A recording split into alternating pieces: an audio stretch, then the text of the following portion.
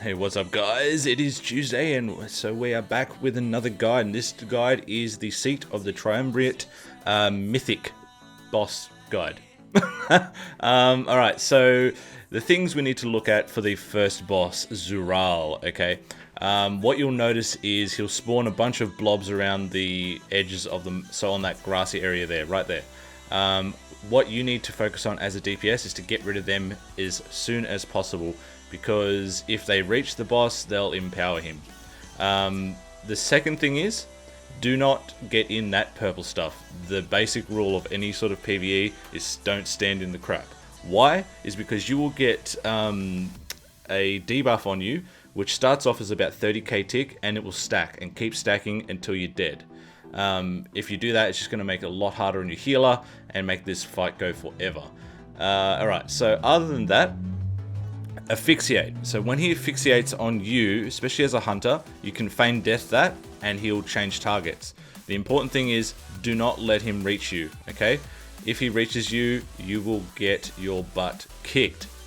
Next thing, if you get sent to the Void Realm, you just need to get rid of as many aberrations as possible. Just make sure you destroy them as fast as you can to build up your void energy, and this will bring you back into the fight.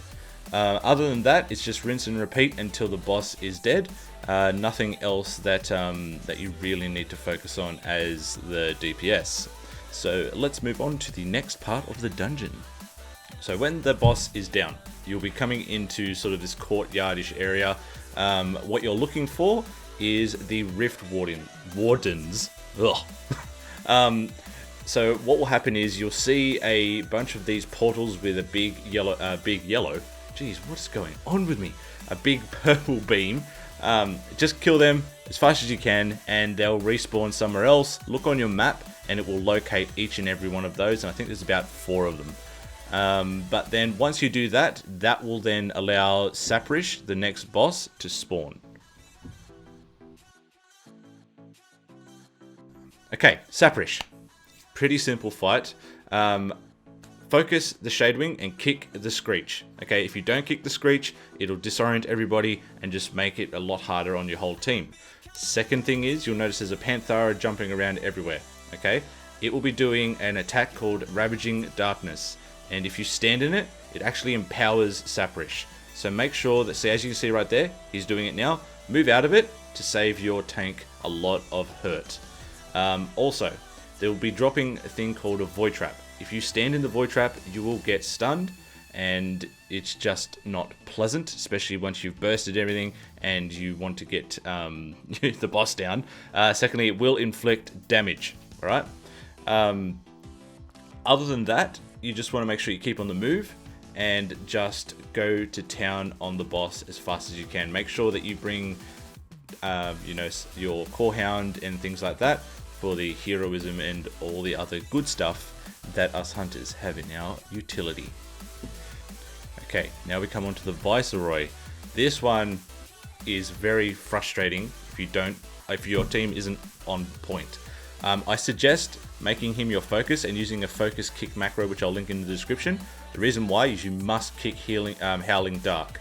If you don't, everyone will get feared and run into the void, and it's just a world of hurt. Secondly, your priority is to kill the tentacles as soon as possible. If you don't, they'll focus on one DPS and it will just destroy them, and it makes your healer have to work hard. So Empowering Force, whatever that is, Entropic Force, make sure you stand in that swirling purple bit. Otherwise, if you hit the white, you'll get shot out the back. So when he does that, run up to him, stand in it, and then pop your aspect of the cheetah, and that'll keep you in that circle. And it only lasts quick. If you do get hit out, make sure you just disengage back in to last the distance. This phase here, you must make sure that you kill these shadow guards as soon as possible, and as soon as you do, that shield will drop, and you have to kick Twilight. If you do not kick Twilight, everyone will die, and it is so annoying when you die. Now, if you do get hit by the void, the purple, make sure to tell your healer to focus you first, because you're going to be taking more damage. It's a healing debuff, so they have to make you priority. Other than that, if you keep on top of all this, kill the ads, kill the guards, and kick the Howling Dark, the game will move very smoothly. Okay, so the last boss, Lura. The important thing here is to kill the Greater Rift Wardens. Alright? Kill the Greater Rift Wardens as soon as possible. Then once the Wardens are down, you'll notice that the boss will go into Backlash.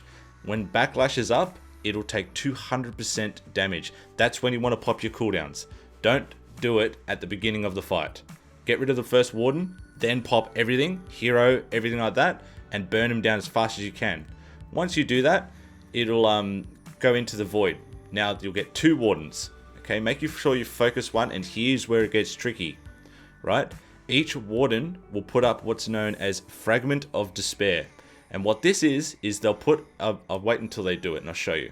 So on the floor, you see those 2 swirling parts here. Make sure you get in that ASAP and wait. Don't leave. See the bolt? Wait for the bolt to hit. Once the bolt hits, it'll hit you for only 800k or something like that, 500k, 800k. Put it this way.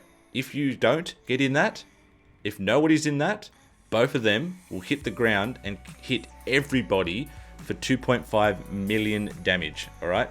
And nobody wants that on their conscience. At least I think so. It could be 1 million damage. 2 million. Oh, either way, hits like a truck, alright? Stop it. Then once you've done that, just pummel the boss again in Backlash, and then what will happen is he'll switch into the next phase where he'll basically get all this purple crap on the floor and move it around the place. So it is literally just wait for it to move. I think it's like greatest shift or something like that. And yeah, simply just move out of the way.